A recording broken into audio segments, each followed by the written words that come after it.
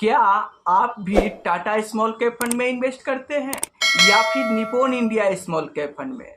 चाहे आपके पोर्टफोलियो में एसबीआई स्मॉल कैप फंड ही क्यों ना हो, फिर भी ये वीडियो आपके लिए काफ़ी इम्पोर्टेंट हो सकता है। इसलिए इस वीडियो को आप ध्यान से पूरा देखें और आप मेरे चैनल पर पहली बार आए हैं तो चैनल को सब्सक्राइब कर दीजिए, बेल आइकन दबा दीजिए ताकि नए नए वीडियो का अपडेट आपको मिलता रहे। तो चलिए हम वीडियो को शुरुआत करते हैं। देखिए, टाटा स्मॉल कैप फंड को लेकर बार बार ये सवाल आ रहा है कि टाटा स्मॉल कैप फंड में लमसम कैसे करें। वैसे ही Nippon India small cap fund में भी लमसम बंद है, एसबीआई स्मॉल कैप फंड में भी लमसम बंद है। तो इनके जितने भी इन्वेस्टर हैं उनको लमसम इन्वेस्टमेंट करने में दिक्कत आ रही है। जैसे कि यहाँ पर अंकित पांडे जी का सवाल भी आया है, आप स्क्रीन पर देख सकते हैं कि sir Nippon India small cap और एसबीआई स्मॉल कैप फंड में लमसम कैसे करें, कोई ट्रिक है तो बताइए। तो देखिए, अगर आप लमसम इन्वेस्टमेंट करना चाहते हैं, मान लो कि आप यहाँ पर Nippon India small cap fund में ही लमसम करना चाहते हैं, तो लमसम इन्वेस्टमेंट तो बंद है तो आप लमसम कर नहीं पाओगे। फिर भी अगर आपको एक मोटा पैसा इन्वेस्ट करना है तो आप इस ट्रिक के जरिए आप आसानी से इन्वेस्ट कर सकते हो।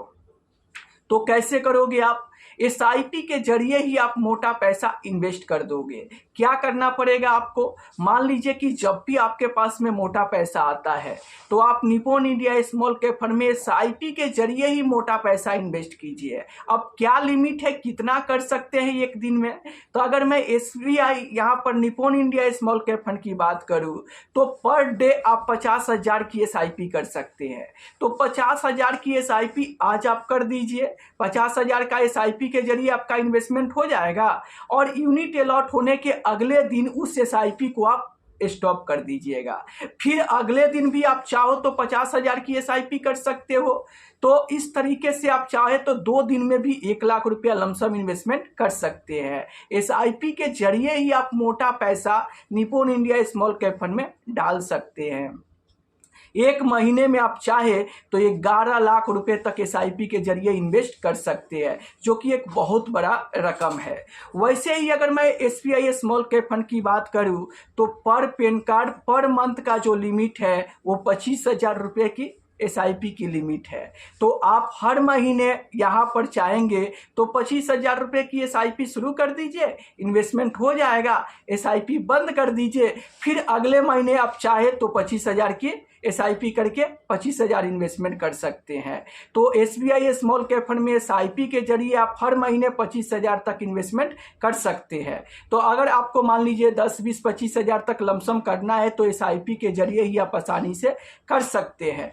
वैसे ही अगर मैं टाटा स्मॉल कैप फंड की बात करूं तो इस स्मॉल कैप फंड में भी लमसम इन्वेस्टमेंट बंद है। तो अगर आप टाटा स्मॉल कैप फंड में भी लमसम करना चाहते हैं तो एसआईपी के जरिए ही मोटा पैसा आप इन्वेस्ट कर सकते हैं। कैसे करना है? जिस दिन आपको लमसम करना है, मान लीजिए कि जिस दिन बाजार ही 1%, 2%, 5% गिर गया, उसी दिन आप लमसम करना चाहते हैं तो उसी दिन 2 बजे से पहले पहले आप एक नया एसआईपी कर दीजिए और उस नए एसआईपी के जरिए जो भी आपका इन्वेस्टमेंट जाएगा वो आपके लमसम जैसा इन्वेस्टमेंट हो जाएगा।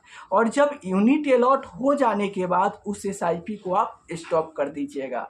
तो इस तरीके से आप एसआईपी के जरिए ही टाटा स्मॉल कैप फंड में, Nippon India small cap fund में और एसबीआई स्मॉल कैप फंड में आप मोटा पैसा इन्वेस्ट कर सकते हैं। तो आशा करता हूं कि क्लियर हो गया होगा। अगर फिर भी कोई सवाल है तो आप नीचे कमेंट करके पूछ सकते हैं। चलिए अब मैं आपके सामने अगला सवाल रखता हूं और उसका रिप्लाई देते चलता हूं। तो आज का जो अगला सवाल आया है वो आप स्क्रीन पर देख सकते हैं। ये सवाल आया है कि सर पारंपरिक फ्लेक्सी कैप में 4,000 और एचडीएफसी मिड कैप में 2,000, टाटा स्मॉल कैप में 3,000, एक्सिस स्मॉल कैप में 1,000, कोटक मल्टी कैप में 2,000 एसआईपी एंड 25,000 का लमसम किया है। एक्सिस स्मॉल कैप में एंड मेरे पास 5 लाख है, किस फंड में लमसम करना है, please suggest me and 25 years के लिए। देखिए, अगर आपको 25 साल के लिए 5 लाख रुपया लमसम इन्वेस्टमेंट करना है और आप ये सोच रहे हो कि किस फंड में करें, तो आपको नए फंड यहाँ पर सेलेक्ट करने की कोई ज़रूरत नहीं है। जो फंड आपके पास पहले से पोर्टफोलियो में है उसी फंड में आप निवेश कर सकते हैं। मान लीजिए कि 25 साल के लिए करना है तो 25 साल के लिए तो यहाँ पर स्मॉल कैप फंड बेस्ट होंगे। जो पहले से ही आपके पोर्टफोलियो में यहाँ पर 2 स्मॉल कैप फंड है। आप यहाँ पर देख सकते हैं कि आपके पोर्टफोलियो में एक टाटा स्मॉल कैप फंड है और एक एक्सिस स्मॉल कैप फंड है। तो टाटा स्मॉल कैप में अगर आप लमसम करना चाहते हैं तो एसआईपी के जरिए ही इन्वेस्ट करके अगले दिन उस एसआईपी को बंद कर दीजिए। इस तरीके से आप टाटा स्मॉल कैप फंड में लमसम कर सकते हैं। एक्सिस स्मॉल कैप फंड है, अगर आप इस फंड में 5 लाख रुपये पहले से ही लमसम कर रखे हैं तो आप चाहे तो एक और स्मॉल कैप फंड यहाँ पर शामिल कर सकते हैं, क्योंकि आप यहाँ पर बोल रहे हैं कि एक्सिस स्मॉल कैप फंड में 5 लाख है, तो आप यहाँ पर चाहे तो एक और स्मॉल कैप फंड ऐड कर सकते हैं। जो कि आप यहाँ पे लमसम करना चाहते हैं तो लमसम के लिए Motilal Oswal small cap fund ले सकते हैं, ये फंड भी बेस्ट है। और यहाँ पर आप चाहो तो लमसम इन्वेस्टमेंट आसानी से करके और 25 साल तक अगर आप होल्ड करते हो तो आपके पैसे पे शानदार पैसा बन सकता है। देखिए, मैं आपको अगर आसान भाषा में बताऊं तो 5 लाख रुपये आपको लमसम करना है तो 2 स्मॉल कैप पहले से ही आपके पोर्टफोलियो में है, उसी दोनों स्मॉल कैप फंड में आपका एसआईपी जा रहा है, उसी फंड में आप 2.5 लाख रुपए का लमसम इन्वेस्टमेंट करके 25 साल के लिए होल्ड कर दीजिए। ये आपके लिए सही डिसीजन होगा। अगर आप चाहते हो कि एक्सिस स्मॉल कैप फंड में मेरा बड़ा अमाउंट हो गया है, अब मैं उसमें लमसम नहीं करना चाहता हूं, तो एक टाटा स्मॉल कैप फंड में एसआईपी के जरिए आप हर महीने 50-50 हज़ार रुपये की एसआईपी कीजिए हर पर डे, और अगले दिन एसआईपी बंद करके आप चाहे तो 5 दिन करके 2 लाख 2.5 यहाँ पर 2,50,000 का लमसम इन्वेस्टमेंट कर सकते हैं। और एक आप चाहे तो यहाँ पर Motilal Oswal small cap fund चाहे तो ऐड कर सकते हैं, क्योंकि जब ज़्यादा अमाउंट है तो 2 से 3 स्मॉल कैप फंड भी आप पोर्टफोलियो में रख सकते हैं। तो आशा करता हूँ कि क्लियर हो गया होगा। अगर आपके पोर्टफोलियो में 2 स्मॉल कैप फंड है उसी में आप लमसम इन्वेस्टमेंट करें।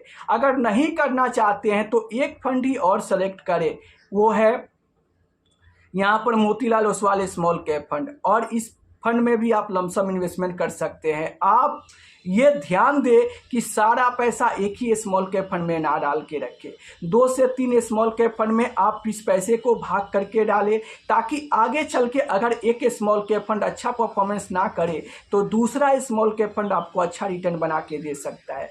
अगर दूसरा ना करे तो तीसरा स्मॉल कैप फंड आपको अच्छा रिटर्न बना के दे सकता है। इसलिए अगर आप 25 साल के लिए इन्वेस्टमेंट करते हैं तो 2 से 3 स्मॉल कैप फंड रख के इन्वेस्टमेंट करें, तो ये आपके लिए एक सही डिसीजन हो सकता है। तो आशा करता हूं कि क्लियर हो गया होगा। अगर फिर भी कोई सवाल है तो आप कमेंट करके पूछ सकते हैं। फिर मिलते हैं हम नेक्स्ट वीडियो में, तब तक के लिए जय हिंद, जय भारत।